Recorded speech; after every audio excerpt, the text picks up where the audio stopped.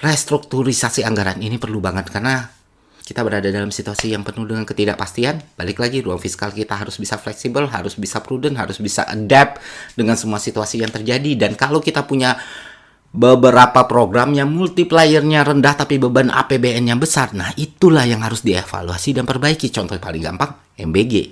Jelas, teman-teman. Kalau gue pribadi ya, gue pengennya itu program dihapus saja. Tapi ya kalaupun memang nggak bisa, maka lakukanlah dengan cara yang terbaik dan mekanisme yang terbaik. Mekanisme yang terbaik dan cara terbaik seperti apa? Yang efektif, efisien, transparan, dan optimal. Sama kayak subsidi tadi, seharusnya tidak dilakukan dengan konsep universal, tapi targeted. Diberikan kepada yang memang benar-benar membutuhkan, bukan diberikan kepada orang yang makannya berlebihan. Orang-orang kaya, orang-orang yang cukup. Sementara orang-orang yang tidak kaya dan tidak cukup itu masih banyak di Indonesia.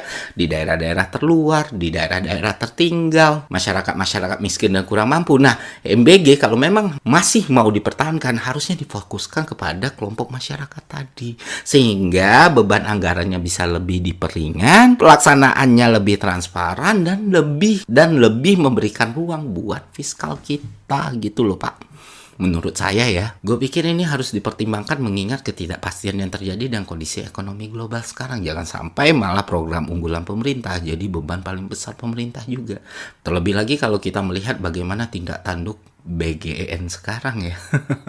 Dari mulai motor listrik lah, mobil impor lah, sampai IO yang ya berapa tuh biaya ratusan miliar itu kan nggak perlu, Pak, dan nggak guna.